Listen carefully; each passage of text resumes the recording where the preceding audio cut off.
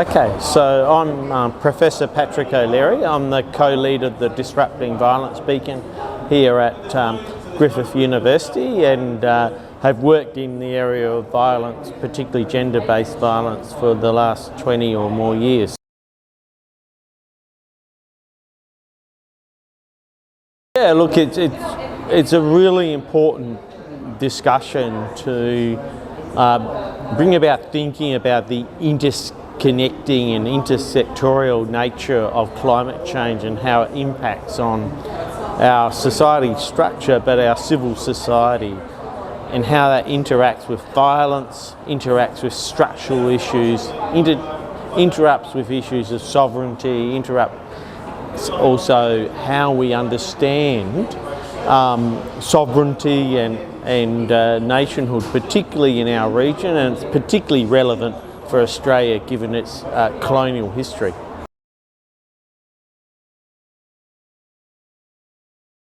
Absolutely. I think when we conceptualise what's happening around climate change, the results are often bring about violence, but the intervention or the way of controlling activism, the outcomes of displacement have almost a cascade effect of violence on our communities, both at an individual and a structural level. It makes organising action more difficult because there's more knowledge on how to disrupt climate change activism than how to do it, and clearly we need more social action on climate change.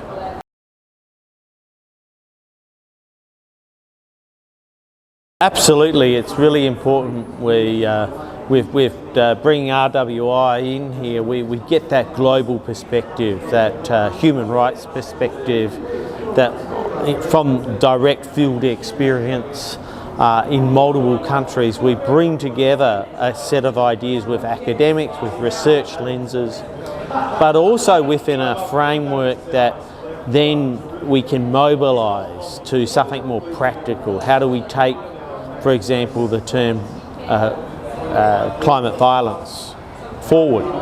But also it enables us to have some really hard discussions about what are the fundamentals that have got us here. And some of those fundamentals are about not discussing the really hard issues about things like native title, things like violence against women, things like the unintended consequences of climate change and exploitation of women and children. And moreover, it brings us to discuss more around not discussing it within sovereignty of different countries and nation states, but as a collective region. I think the advice I have is I think there can be a positive story. We can be leaders in this.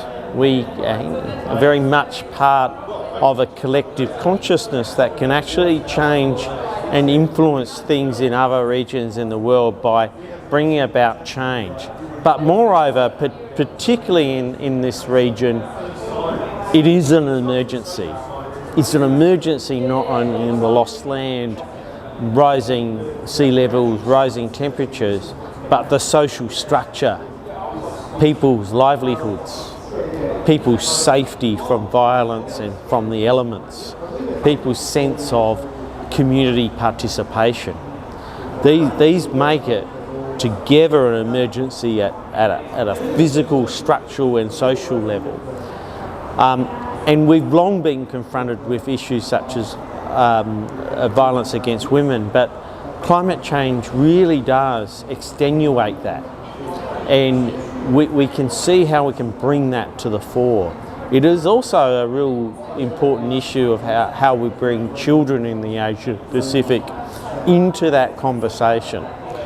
Not doing it for children, but doing it with and in partnership with young people, so they're active participants rather than thinking that they can participate through our accountability to them, but with our accountability. So I think it's a great opportunity. I think we can bring about rule change for greater empowerment, but also really to build an evidence base of what's going to work, what's going to be a game changer for the community, what's something that will switch things. So I'm very excited about the possibilities, even though you could be overwhelmed by the disaster that we could face if we do nothing.